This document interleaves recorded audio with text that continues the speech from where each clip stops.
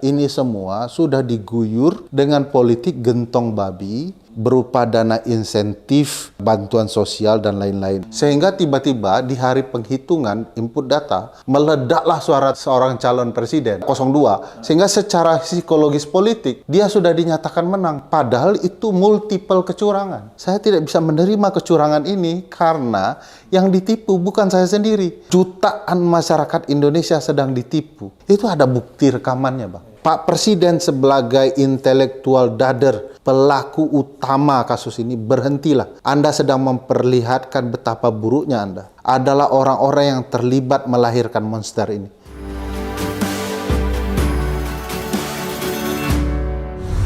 Selamat datang di channel Abraham Samad Speak Up. Seperti biasanya, hari ini saya menghadirkan tamu yang luar biasa. Assalamualaikum. Waalaikumsalam. Bung Ferry Amsari, ahli hukum tata negara dari Universitas Andalas.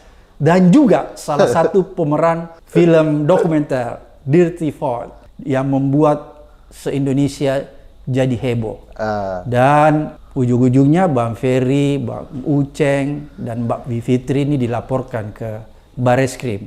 Tapi bukan itu yang kita mau bahas. Yang kita mau bahas bahwa kecurangan, praktek kecurangan yang ada di dalam film itu, yang sudah disampaikan Bung Ferry, Bung Uceng, dan Bivitri, akhirnya pada hari ini terkonfirmasi lewat hasil Pilpres yang sudah disampaikan baik oleh KPU dan maupun quick count. Terkonfirmasi kecurangannya. Bahkan kalau menurut saya Bung Ferry, tolong diralat, ini sudah terstruktur, masif, dan sistematik. Kalau Bang Ferry lihat apa yang sebenarnya terjadi? Ya, sebagaimana diceritakan di film bahwa kecurangan ini tidak dirancang semalam. Ini sudah dilangsungkan puluhan bulan. Kalau dibaca bahkan sudah 2-3 tahun belakangan. Jadi menurut kami ya hari ini antara kami bersyukur juga sedih. Bersyukur bahwa apa yang kami sampaikan terbukti secara empirik. Bahwa ada satu putaran dengan sebaran-sebaran yang kami sampaikan. Tetapi sedih karena ini dilakukan dengan cara-cara curang, tidak fair. Yang terjadi dalam pemilu kita itu azas yang diterapkan memang ada, Bang, langsung, umum, bebas, rahasia. Tapi azas lainnya tidak dilaksanakan jujur dan adil. Gitu ya. Nah, bagi kami ya ini sudah terbukti di dalam berbagai argumentasi kami di film, tahapan di mana saja kecurangan itu terjadi. Ini kalau pakai istilah debat, Bang, dari hulu sampai hilir terjadi kecurangan. Saya sempat bilang kepada seorang teman bahwa kami menganalisa 2 kamar kecurangan. Satu kamar pra hari H. Jadi tahapan pertama dari seleksi KPU bahkan tahapan-tahapan pemilu. Lalu kamar kedua hari H pemilu. Sekarang sudah ada tahapan ketiga rupanya, Bang, kecurangan itu. Penginputan data. Yang terakhir ya? Yang terakhir ini. Jadi kemarin pencoblosan, sekarang penginputan data. Kalau begitu, kalau kita lihat ini kan kecurangannya sudah luar biasa ya, yang Bung Ferry katakan, sehingga nggak bisa lagi ditolerir. Tapi kan kelihatannya orang selalu melokalisir ya, bahwa nanti di daerah mana yang curang itu bisa diulang. Tapi kan kalau menurut saya ini kecurangannya sudah terstruktur, sistematis, dan masif ya, sehingga harusnya dilakukan pemilu ulang. Kalau di benak saya seperti begitu. Iya, misalnya soal double vote ya, Bang, dia coblos 2 kali, orang yang sama, begitu ya. Logika hukum acara sengketa kepemiluannya ini harus pemungutan suara ulang, PSU, begitu ya. Kalau dilihat apa yang disampaikan oleh Bawaslu, terdapat sekitar 2.413 TPS. Kita kalikan 300, Bang, itu sekitar 800.000 suara. Satu jenis kecurangan. Baru satu jenis? Satu jenis kecurangan. Bayangkan kalau kemudian direspon soal bagaimana pencontrengan yang salah, ya. Misalnya orang punya hak untuk mencontreng, untuk memilih, malah kemudian tidak bisa memilih. Nah, itu terjadi di beberapa daerah. Belum lagi, Bang, yang tidak nampak dalam angka-angka. Nah, ini yang masif, yang dituturkan dalam film itu. Bahwa kecurangan itu berupa politik uang, penekanan aparat, pemaksaan oleh petugas, ancaman kepada kepala desa, itu Bang, kalau kita lihat di formulir C hasil, seolah-olah normal Bang. Karena kecurangannya sebelum itu. Abang misalnya sebagai pemilih diancam oleh orang tertentu, Abang harus milih ini. Nah, katakanlah Abang warga biasa bilang, ya saya takut keluarga saya harus milih. Nah, yang terlihat di C hasil normal 1 suara Bang. Tetapi itu dengan ancaman. Itu kecurangan yang terjadi sebelum hari H. Nah, ini yang banyak ditemukan. Misalnya, ini mohon maaf Bang, di kampung Abang, kami temukan seorang kepala desa yang kemudian diperintahkan untuk memastikan kemenangan. Karena ada ancaman aparat soal dana desa misalnya. Itu kan dampaknya bisa kemana-mana itu Bang. Jumlah suaranya bisa bentuknya tidak jelas. Mana angka yang kecurangan itu? Kami juga menemukan di Medan misalnya, kepala lingkungan yang diancam bahwa kemudian dia harus memasang poster, baliho dengan dana gajinya sendiri. Ada juga yang di dalam film diceritakan kepala desa yang kebingungan. Tiba-tiba kubu Capres X datang melalui birokrat, di siangnya kubu partai Y datang dengan polisi begitu ya. Nah, ini yang membuat mereka kebingungan apa yang mereka harus lakukan. Di titik ini kecurangan Bang, tapi hasilnya terlihat normal. Itu masif terjadi. Jadi kalau Abang mendalilkan apa yang terlihat saat ini harus pemilu ulang, ya memang terjadi. Faktanya memang kita tidak bisa menghitung apakah pemilu ini dilaksanakan dengan jujur dan adil. Seperti yang kita lihat di beberapa media, bahkan ada misalnya orang tua ya yang harus dipandu oleh petugas TPS. Sebenarnya misalnya dia ingin memilih, menjoblos 01, tapi diarahkan menjadi yang kita lihat ya. Dia joblos 02. Itu kan juga salah satu bentuk kecurangan ya. Itu bentuk kecurangan dan itu arahnya akan PSU. Tetapi ada data misalnya yang menarik Bang dari teman-teman abilitas ya. Dia mengatakan data anggota disabilitas itu sekitar 8 juta. Tetapi yang ditulis di dalam oleh KPU hanya 1 juta. Ini berkaitan dengan kewajiban KPU menempatkan huruf Braille di dalam pemilihan. Sehingga ketika masuk bilik suara, mereka tidak perlu dituntun. Sehingga dialah dan Tuhan saja yang tahu siapa yang dia pilih. Nah, kalau ada penuntun, gawatnya kan Bang, kalau yang diminta itu yang dia coblos. Kalau kemudian salah satu pelaku kecurangan adalah orang yang menuntun, kan akan ada sejumlah 8 juta pemilih disabilitas yang dicurangi suaranya. Tidak hanya merusak keterwakilan yang dia inginkan, juga kemudian merusak konsep kepemiluan yang jauh lebih besar. Belum lagi ada juga modus salah satunya misalnya begini Bang Ferry. Dia mendapat suara 86, kemudian ditambahkan jadi 866. Itu kan salah satu bentuk juga ya? Itu luar biasa Bang. Kecurangan, ketidaksiapan KPU, prinsip-prinsip penyelenggaraan pemilu yang dilanggar, itu hancur semua. Contoh Bang, logika sederhana Bang, satu TPS itu maksimumnya 300 Bang. Ini ada capres yang dapat 800, 600, kan tidak masuk akal. Itu saja sudah memperlihatkan betapa curangnya. Lalu kemudian input datanya. Harusnya sistem KPU ketika diinput data 800 kepada capres tertentu, harusnya kan dibuat menolak Bang, karena tidak sesuai dengan konsep di TPS itu hanya ada 300 suara.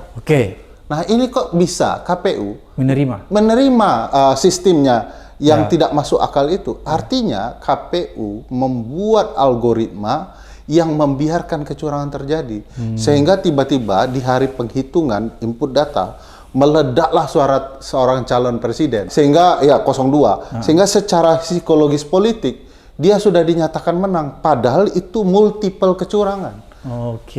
Jadi ini ada psikologi politik bermain untuk memenangkan seolah-olah pertarungan. Coba Bang bayangkan kalau dia menang karena dibuat berkali lipat suara yang tidak masuk akal, lalu di kemudian hari setelah diperbaiki dinyatakan tidak cukup. Dia bisa heboh dengan sendirinya. Apalagi kalau sudah deklarasi. Apalagi sudah deklarasi. Padahal fakta-fakta kecurangan seperti ini nyata-nyata tidak masuk akal. Jadi saya mohon maaf kepada KPU Bang, dengan membiarkan terinputnya data yang tak masuk akal dalam sistem mereka, berarti KPU sengaja membiarkan data-data itu terproses oleh sistem. Padahal sistemnya gampang saja. Setiap surat suara yang lebih dari 300 ditolak. Dia harus perbaiki dulu. Itu data sistemnya Bang Hadar Nafis Gumai lebih canggih itu. Kalau difoto, lalu keluar angka yang tidak sesuai dengan apa yang difoto, dia akan terlihat merah. Jadi tidak bisa diinput. Bayangkan apa yang dilakukan oleh masyarakat sipil membuat program pendataan C-hasil jauh lebih canggih dari yang dibuat oleh KPU dengan dana miliaran itu. Jadi bagi saya aneh, jangan-jangan KPU terlibat menyengajakan ini untuk kemudian seseorang bisa dinyatakan menang. Jadi ada permainan di sistem IT ya berarti? Yes. Itu sebabnya KPU tidak pernah berani membuka sistem IT-nya untuk dilakukan upaya cek-recek semacam audit. IT forensik untuk mengaudit itu. Sampai sekarang nggak berani itu, Bang. Ya, belum lagi kita lihat kan, itu kan berubah ya, setelah ada perbaikan di sistem IT-nya, situsnya kan berubah-berubah kalau kita lihat. Ada yang tadi Anies, setelah dilakukan perbaikan baru kembali jumlah angkanya kayak di Lampung apa itu yang 3 juta ya kalau sudah. Tadinya kan drop tiba-tiba. Itu salah satu bentuk kecurangan juga ya? Bagi saya ada potensi itu karena tidak siap. Sehingga itu merugikan salah satu pasangan calon. Yang menariknya begini, Bang. Tiba-tiba publik melaporkan berbagai peristiwa seperti yang Abang contohkan. Ini kok 800, ini kok kurang, gitu ya, di media sosial tertentu. Dan apa yang dilakukan KPU, melakukan perbaikan berdasarkan kritik masyarakat di medsos untuk direspon di dalam data KPU. Padahal harusnya tidak berbasis kritik publik, tapi cross-check data yang terlampir di dalam sistem KPU. Jadi seolah-olah ada perbaikan kalau publik tahu ada masalah, perbaiki. Bagaimana dengan data yang publik tidak tahu? Nah, jadi masih banyak hal yang sedang disembunyikan KPU, tidak terbuka, dan sekedar minta maaf dalam konteks ini tidak cukup. Ini sudah melakukan penipuan yang serius, di mana orang sudah mendeklarasikan diri seolah-olah menang, tapi angka sangat potensial terjadi 2 putaran. Jadi ini semacam penipuan ya, kejahatan. Bagi saya ini disengaja, Bang.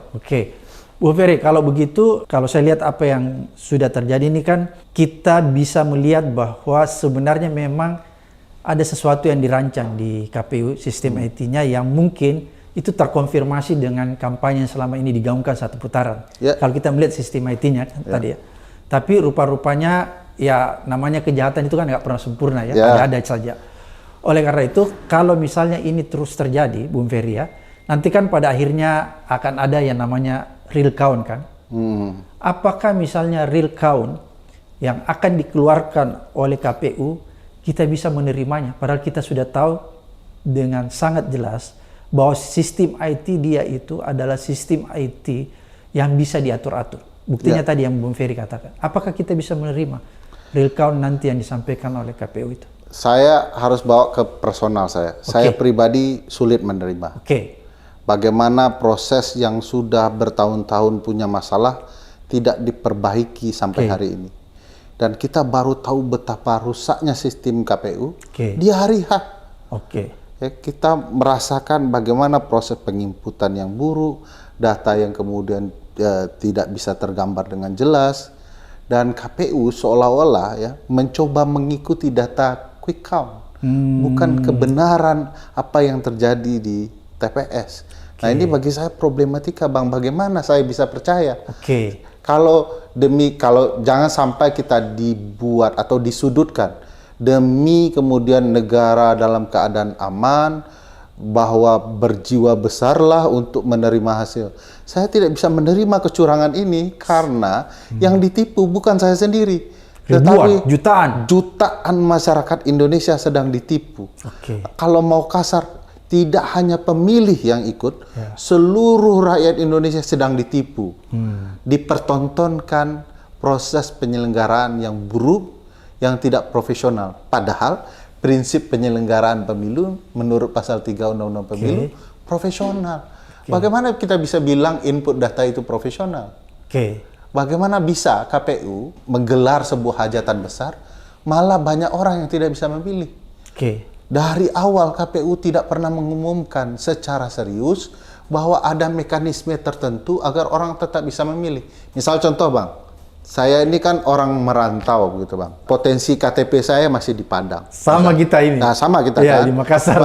Dari Makassar. Ya. Kenapa tidak ada mekanisme seseorang bisa dengan mudah menggunakan sistem yang ada, melaporkan bahwa dia pindah memilih? Betul. Kok nggak ada, Bang? Dikasih 4 hari sebelumnya, finalnya. Sampai saya gagal. Apa gagal? Saya berhasil ya. Jadi saya berhasil untuk berproses, tapi itu pun diperjuangkan. Nah, saya berpikir, Bang, memang tidak ada niatan untuk membuat pemilih mudah menggunakan haknya. Yang ada adalah pemilih yang kemudian double memilih. Ada yang mengatakan ini karena kertasnya double sehingga tercoblos. Emang petugas tidak meriksa baik-baik kertas itu. Nah, ada juga berbagai peristiwa lain ya, misalnya ada coblos satu yang orang berkali-kali. Ya, di Malaysia kemarin, yang lucu, ini menarik lucunya Bang. Bawaslu menemukan kecurangan kertas tercoblos di Malaysia. Yang penguasaan surat suaranya kepada figur tertentu. Agak mirip dengan peristiwa 2019. Berkarung-karung diarahkan ke orang tertentu. Pertanyaan saya, bagaimana mungkin Bawaslu bisa menemukan kecurangan di negeri orang, sementara di negeri sendiri tidak bertemu berbagai motif kecurangan? Sampai hari ini publik yang melaporkan kecurangan, bukan Bawaslu. Bukan Bawaslu yang menemukan. Bukan yang menemukan. Jadi bagi saya aneh kalau konsentrasinya ke negara-negara yang tidak terlalu penting mengubah kemenangan. Bisa ditemukan, kok malah di negeri sendiri tidak ada ditemukan masalahnya oleh Bawaslu. Kalau begitu Bung Ferry, ini kan kita sedang berhadapan dengan penyelenggara pemilu dan pilpres. Naga-naganya kalau kita melihat seperti ini, kita sudah bisa memastikan bahwa pemilu ini kan nanti menghasilkan kecurangan. Dan saya sependapat dengan Bung Ferry. Secara pribadi sebagai warga negara, saya akan menolak. Saya menolak hasil pemilu. Saya tidak akan menerima hasil. Saya tidak akan menerima dan saya tidak ikhlas menerima karena dengan sepengetahuan saya yang saya miliki bahwa terjadi kecurangan yang tidak bisa ditolerir. Oleh karena itu, Bung Ferry, kalau kita berkaca dari hasil data yang real, ini kan sebenarnya belum bisa dikatakan ada paslon yang bisa dinyatakan sudah menang, walaupun sebentar ya, belum bisa ya. Kan kalau kita lihat quick count itu kan hasil sementara. Belum lagi kalau kita melihat sampel yang dipakai kurang lebih 2000 TPS. Apakah itu 2000 TPS bisa disebut sebagai mewakili 1 juta TPS? Kan enggak, kalau representasi kan. TPS kita itu kan 804.000 TPS. Kalau 20.000 belum menceritakan apapun. Itu sebabnya ketika KPU membiarkan salah satu pasangan calon berdeklarasi, padahal dari versi quick count, bukan versi resmi, itu selain terburu-buru, mengesankan penyelenggara tidak mengingatkan peserta. Padahal dia punya kewenangan. Dia punya kewenangan, harus dia bisa mengingatkan. Belum waktunya Anda untuk mengumumkan. Dan dia bisa menyampaikan berbeda di depan publik, bahwa apa yang disampaikan oleh satu pasangan calon tidak merepresentasikan apapun. Sebagai penyelenggara dia bisa sampaikan. Tetapi kan mereka membiarkan. Jadi agak ada motif ya, saling merelakan satu sama lain, terutama kepada capres tertentu untuk menyatakan kemenangan. Yang bagi kita yang belajar hukum dan politik di kampus mengetahui ini gertak untuk memperlihatkan bahwa kalian menyerah saja, kami sudah menang, dan ini merusak psikologis publik pemilih. Dihitung belum, tapi sudah ngaku, kan begitu. Sama dengan salah satu kuasa hukum capres tertentu, 02 misalnya, ketika belum nonton Dirty Vote sudah buat konpres, kurang lebih begitu. Hasilnya belum ditonton, bukti-bukti belum valid, tapi sudah dikeluarkan pernyataan, dan itu yang terjadi. Saya juga tidak melihat. Itu ada aliasnya itu, Bung Ferry. Kalau alias goblok. Ya, bagi orang hukum itu sangat sangat bermasalah, fatal betul. Alat bukti belum dibaca, dilihat, tapi sudah direspon. Itu kesalahan makanya fatal. ini goblok amat ini. Makanya Bang, begitu kita dengar, sekali ngomong sudah tahu banyak sekali faktor yang salah. Tiba-tiba diomongi terdapat penunjukan penjabat kepala daerah 20 juta. Tidak mungkin itu katanya. Ya memang tidak mungkin. Uang tidak ada di film yang begituan gitu kan. Jadi itu yang menurut saya permasalahan serius, menyikapi terburu-buru segala hal, termasuk juga merasakan kemenangan. Akhirnya ini mengintimidasi penyelenggara. Mereka kan bisa berkata, kami sudah mengumumkan. Bagaimana Anda kemudian mengumumkan berbeda? Jangan-jangan ini kemudian upaya yang sama dengan cerita kita di film, bahwa semua orang sudah bersepakat ini satu putaran untuk Capres 02 dan didukung oleh penyelenggara pemilu, termasuk oleh KPU. Karena rangkaiannya simetris itu, Bang. Saling mendukung gitu ya. Jangan-jangan mereka sengaja memperlihatkan ini di hadapan kita. Jadi fakta bahwa mereka membiarkan. Saya ingat betul, Bang, yang mungkin tidak masuk di dalam film. Kita menemukan bukti kecurangan di verifikasi faktual.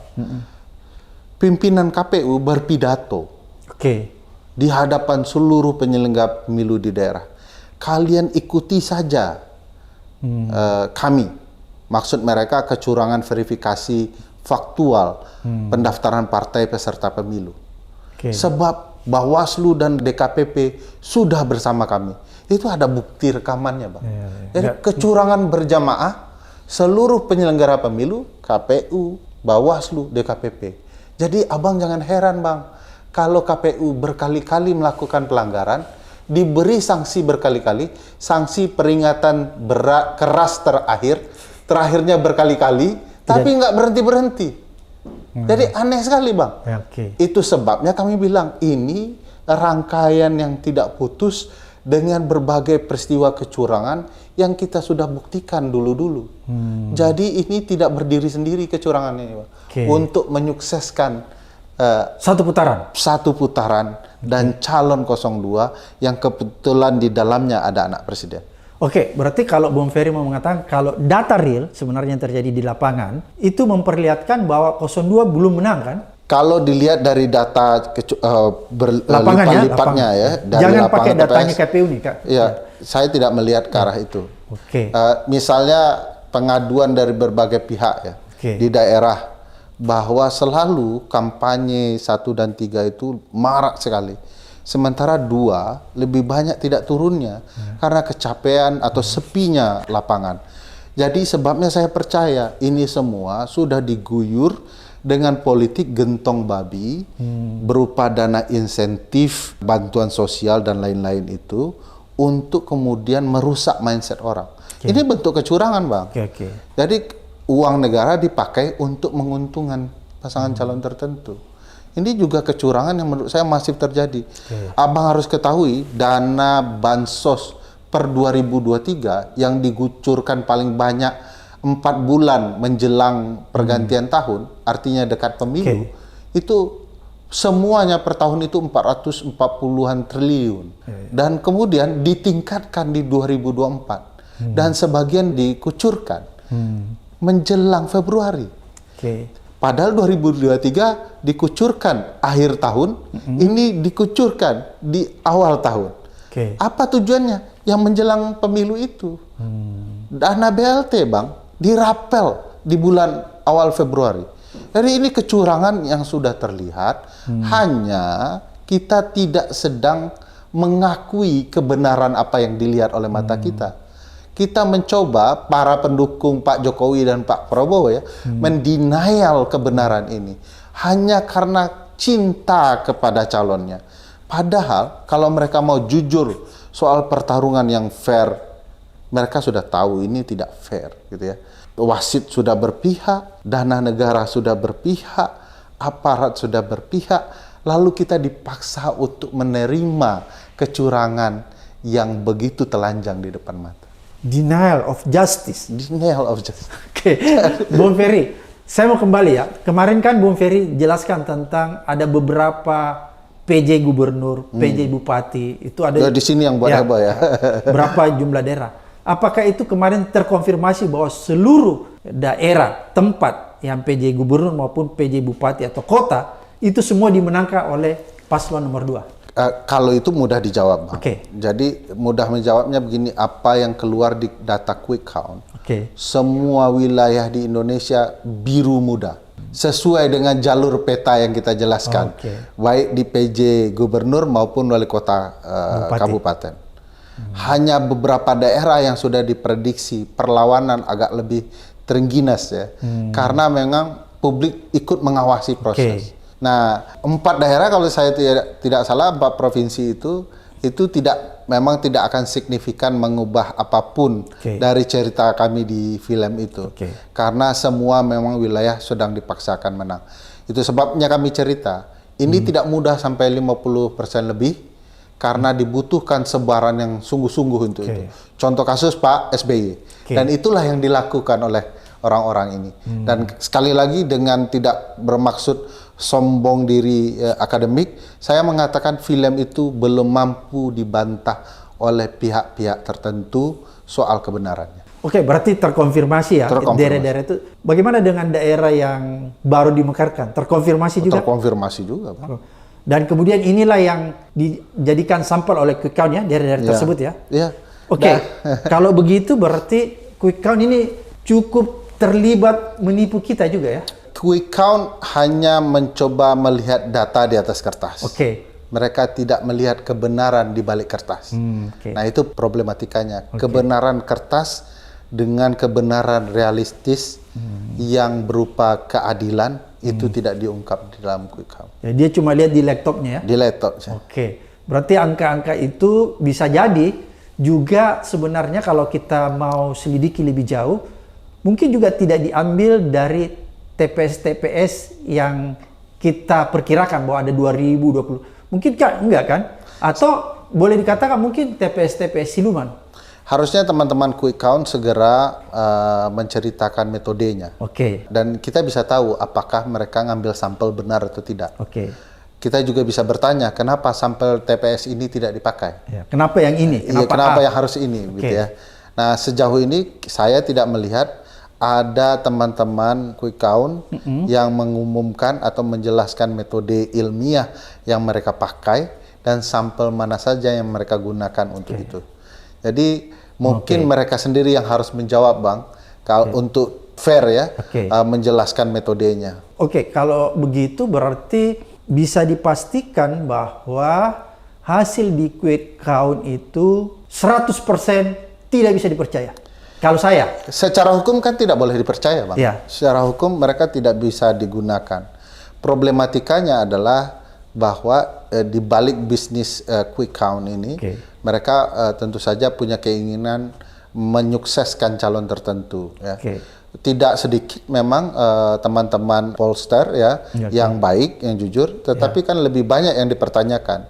Oleh karena itu, mestinya ada upaya memperbaiki dan beradabnya pollster kita. Di beberapa negara maju, ketika pollsternya punya masalah, itu sudah tidak dipercaya oleh media dan publik. Kita kan tidak. Pollster yang kemudian bermasalah, lalu masih tetap digunakan dan dipakai oleh media. Padahal mereka punya catatan. Tetap dikutip ya? Tetap dikutip. Iya. Bu Ferry, ini kan sebenarnya kalau kita lihat ya, kemarin ketika quick count itu kan hampir seluruh media mainstream itu menyiarkan hasil quick count. Menurut saya harusnya kalau media mainstream ini juga punya kepekaan, dia harus menimbang-nimbang lah. Tidak boleh serta-merta ikut menyiarkan. Paling tidak dia menimbang-nimbang atau dia melakukan pembanding gitu ya. Misalnya quick count ini ada quick count lain juga kan, supaya lebih fair. Kira-kira bagaimana menurut ya, karena datanya di atas kertas, tentu teman-teman quick count ini, Bang, hanya melihat data di atas kertas. Dia tidak bicara perimbangan informasi. Dan sulitnya memang ada tradisi di beberapa negara maju yang demokrasinya sangat sehat. Quick count itu diumumkan oleh berbagai media. Tinggal publik yang akan men-sharing. Nah, ini timbul problematika khusus kita, politik kita. Politik kita itu mudah percaya dengan angka-angka, dengan berita media tanpa melakukan filterisasi. Mestinya menurut saya ada tanggung jawab moral teman-teman yang mengadakan quick count. Kapan dan apa perlunya bagi politik kita. Ini perlu dibicarakan. Tapi saya memang tidak menolak bahwa di banyak negara memang tradisi quick count ini terjadi. Catatannya Bang, itu negara yang demokrasinya sehat. Masalahnya KPU kita ini banyak masalah. Dan kalau proses di TPS-nya rusak, yang rusak itu diumumkan seolah-olah benar, kan tanggung jawab intelektualnya nggak ada di sini. Oh, jadi bisa saja juga quick count ini mengambil dari tempat yang sudah bermasalah. Ya. Misalnya kalau terjadi kecurangan, misalnya pengerahan massa, politik uang, lalu yang diumumkan hasil yang di atas kertas, jadi kan seolah-olah mereka mengabaikan nilai moral. Yang penting angka saja yang keluar. Nanti silahkan kalau ada kecurangan temukan sendiri. Bagi saya harus ada tanggung jawab juga dalam etika berpolitik. Jangan sampai teman-teman yang pintar-pintar itu ikut merusak sistem yang ada. Ini himbauan buat teman-teman kita yang pintar, jangan merusak ya. Jadi Bu Ferry ini kan menarik kalau kita lihat ya. Sistem semua sudah dikuasai. Sehingga kecurangan itu bisa dilakukan secara masif. Kan gitu ya? Kalau sistem tidak kuasai, pasti kecurangan nggak bisa masif. Karena sistem semua sudah dikuasai, sudah bisa dikendalikan, masihkah kita bisa berharap bahwa kita memakai sistem ini untuk mengkoreksi hasil pemilu ini? Katakanlah sistem yang saya maksud misalnya MK, kan nggak bisa. Susah, berat bagi kita ya. Secara konstitusi hanya ruang MK untuk mengoreksi ini, sementara MK-nya sendiri butuh dikoreksi dengan hakim-hakimnya yang bermasalah. Nah, bagaimana mungkin kita dituntut percaya penyelesaian masalah itu di MK? Kan kita ketahui, presiden kemudian ikut terlibat dalam berbagai rekayasa, partai-partai tertentu ikut menentukan seseorang perlu didepak atau dimasukkan ke MK, lalu kita dipertontonkan kekacauan putusan, bagaimana anak presiden bisa dapat karpet merah gara-gara MK, undang-undang tidak diubah, MK lah yang membuat rekayasa itu. Kami menceritakan dalam film betapa luar biasanya kejahatan demokrasi kepemiluan dilangsungkan MK dalam kasus anak Pak Presiden. Sampai hari ini bahkan MK sendiri tidak punya keberanian membantah argumentasi kami. Sebab Bang, argumentasi itu muncul dari putusan-putusan MK. Nggak bisa dibantah. Putusan MK itu sendiri yang mengatakan betapa licik dan curangnya MK dalam perkara itu. Dan diperparah lagi, kita kemarin dapat kabar yang sangat menurut saya tidak bisa diterima akal sehat. Untuk kasus itu, dalam perkara itu, hanya Prof. Denny yang tidak boleh menjadi pemohon intervensi, penggugat intervensi. Jadi takut dengan Prof. Denny, begitu ya. Tetapi putusan sela untuk Pak Anwar Usman belum terjadi. Jadi Pak Anwar Usman masih hakim yang tidak boleh menjadi hakim dalam perkara pemilu ke depan. Yang menurut saya rumit Bang. Karena yang terjadi 4-4 nih Bang tanpa Pak Anwar Usman. 4, kalau kita bicarakan putusan terdahulu penolak Gibran, jika mereka konsisten dengan putusannya terdahulu, mereka harus anggap Gibran tidak sah dan masuk dalam cara-cara yang tidak sah. 4 sudah pasti menggagalkan hasil, mestinya. Tinggal 4 lagi Bang. Kalau mereka konsisten mendukung Gibran, maka akan bertemu 4 sama 4. Tidak ada keputusan. Itu sebabnya petun harus memaksakan satu orang ini masuk karena perlu orang kelima. Bayangkan itu Bang. Jadi itu yang berbahaya di TUN. Berbahaya TUN itu.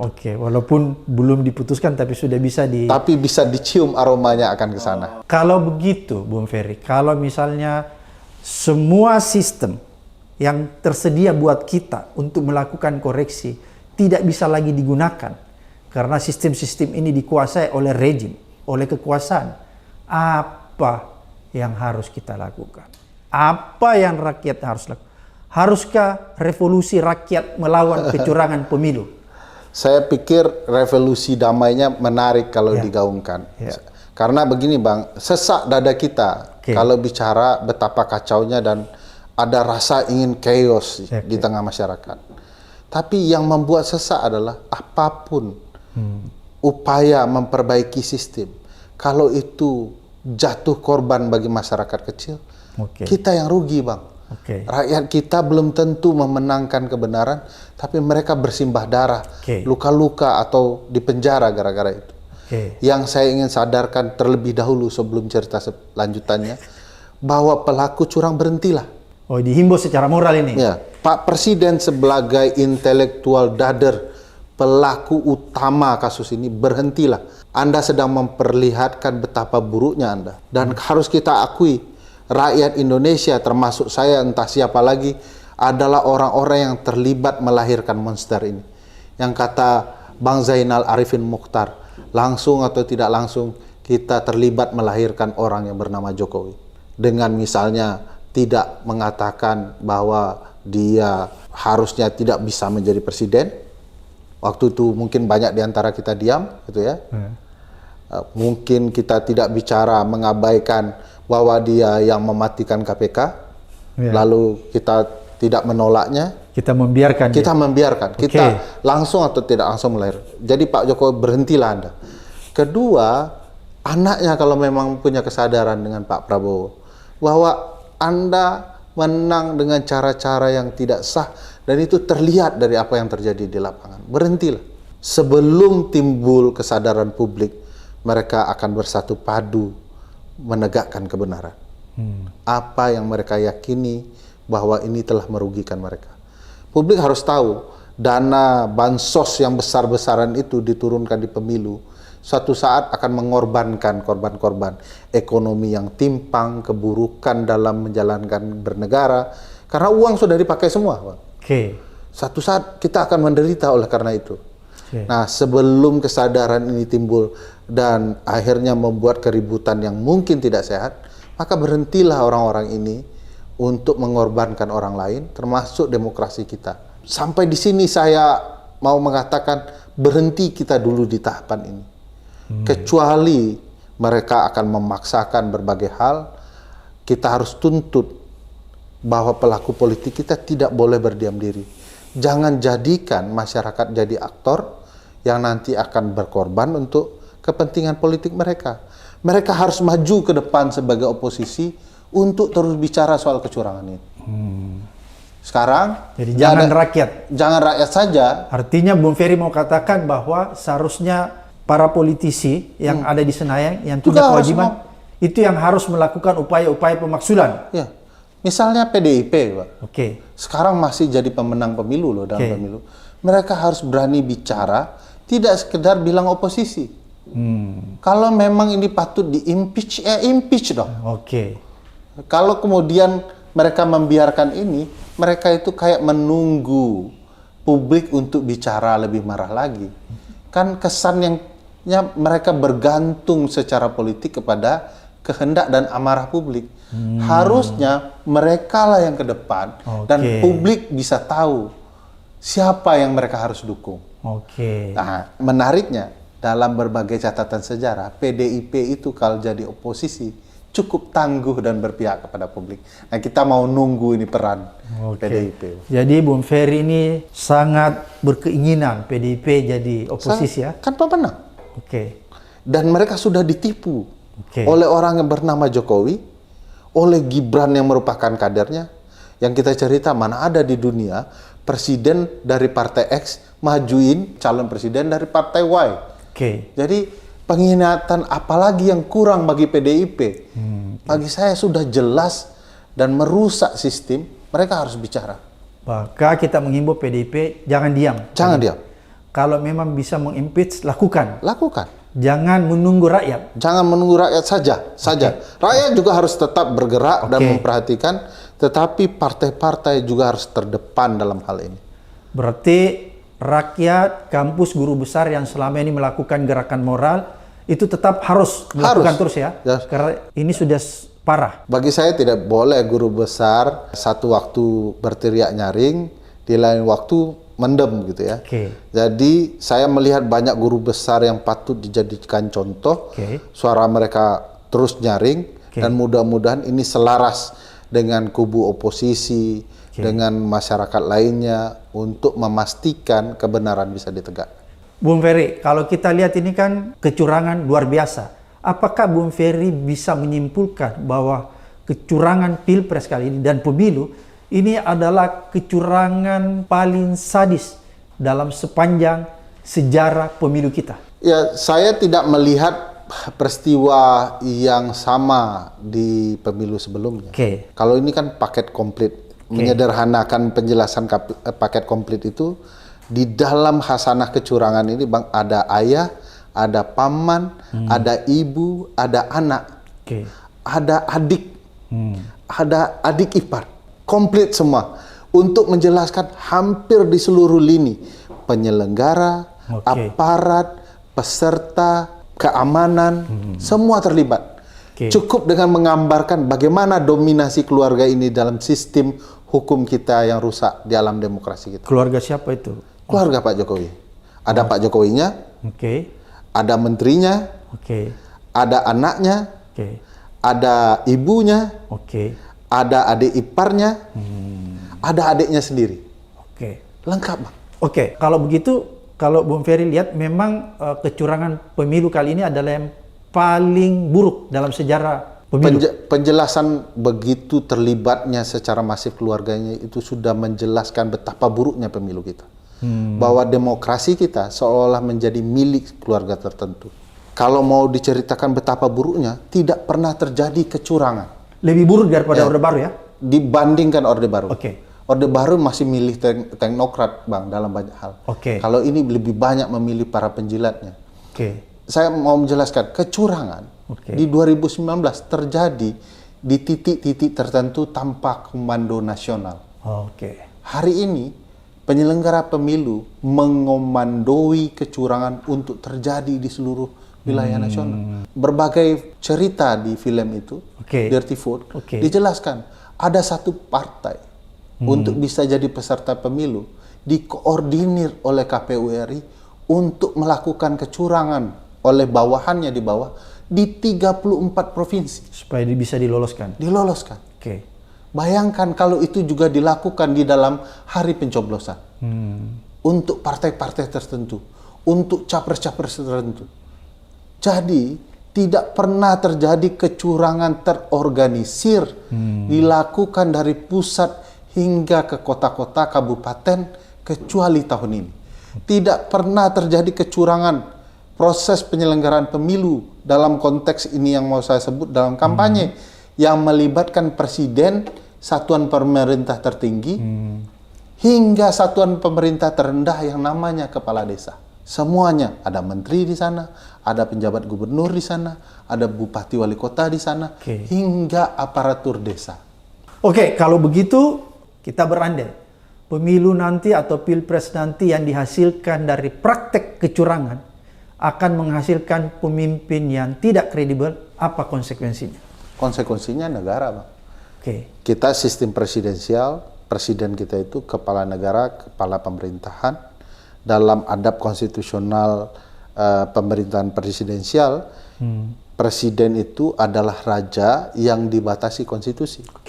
Kalau batasannya sudah ditabrak, ini orang akan berlaku bak raja. Bayangkan rusak konstitusi kita, rusak peradaban ketatanegaraan kita, rusak proses penyelenggaraan pemerintah, yang akan menderita adalah rakyat Indonesia seluruhnya. Bayangkan, kalau semua kerusakan proses penyelenggaraan pemerintah hanya bisa diselesaikan dengan bujuk rayu, makan gratis dan susu gratis. Yang menderita masyarakat kita juga. Karena makan gratis dan susu gratis tidak akan pernah menyelesaikan masalah kemiskinan, problematika ekonomi kita, maupun problematika bertata negara. Jadi saya tidak terbayang kalau ini besok terjadi dan dibiarkan dari saat ini. Berarti saya bisa menyimpulkan sedikit bahwa kalau misalnya pemimpin yang terpilih dari hasil pemilu yang curang, maka bisa dipastikan pemimpin itu adalah pemimpin yang tidak bermoral dalam menjalankan pemerintahnya. Saya yakin, tesisnya begitu, Bang. Mudah-mudahan kalau memang yang buruk, yang curang dalam pemilu ini dapat hidayah di tengah jalan, apa yang kita duga tidak terjadi. Tetapi tesis ini biasanya tidak terbantahkan. Apa yang dihasilkan dari proses yang korup akan menghasilkan pemerintahan yang korup. Kan teorinya sederhana Bang, garbage in, garbage out. Yang masuk sampah, keluarnya juga sampah. Jadi apa yang dilakukan dengan cara curang, maka proses yang keluarnya juga akan curang. Kalau begitu kita tidak bisa lagi berharap ya Bang Ferry ya, kalau ya seperti yang digambarkan, sehingga menurut saya satu-satunya jalan, saya secara pribadi seperti Bung Ferry, bahwa kita harus menolak. Ya, saya tidak akan pernah bisa menerima ini dan tidak akan mau dipaksa untuk menerima ini. Hasil pemilu ini ya? Yes. Karena Bung Ferry melihat bahwa hasil pemilu ini yang sudah diumumkan sedikit-sedikit, ditak-katik ya, di sana ada kecurangan yang masif, sehingga kita harus menolaknya karena tidak bisa diterima akal sehat. Maka Bung Ferry mau mengatakan bahwa klaim kemenangan sekarang yang dilakukan paslon nomor 2 ya, adalah klaim yang curang. Klaim yang curang, dan data real mereka bukanlah pemenangnya. Data real tidak, bahkan data real pun tidak bisa diandalkan untuk membenarkan kemenangan. Karena peristiwanya dilakukan curang, sehingga data real yang terpapang itu juga pasti curang. Tapi bisakah Bung Ferry melihat di data real itu, kalau ini kan klaim dia nggak bisa ya, apakah yang sebenarnya terjadi misalnya 1 atau 3? Nggak bisa, belum terbaca juga. Saya tidak bisa membaca ke arah saya. Tapi yang saya mau katakan, perjuangan saat ini kalau ingin pertarungan ini masih di jalur konstitusional, bagaimana diperjuangkan terjadi 2 putaran. Apakah 1 kah atau 3 kah, bersatu membuktikan bahwa mereka dirugikan. Kan kubu 3 yang menarik misalnya Bang, tidak lumrah terjadi ya. Suara presiden itu tidak seayun dengan suara partai. Ini keajaiban-keajaiban baru dengan kecurangan-kecurangan baru ini. Bagi saya ini harus dibuktikan. Tidak pernah dalam proses pemilihan presidensial seorang calon presiden tidak sama jumlahnya atau lebih daripada partai. Nah, wajar ini Bang. Yang ketidakwajaran ini menurut saya tidak sehat. Karena ada sesuatu yang tidak sehat. Sesuatu yang kita sebut sebagai kecurangan. Kesimpulannya Bung Ferry bahwa klaim yang dilakukan paslon nomor 2 itu adalah klaim yang tidak tepat. Karena data di lapangan, data real tidak menunjukkan bahwa paslon nomor 2 keluar sebagai pemenang. Ya, saya sepakat itu. Itu ya kesimpulannya.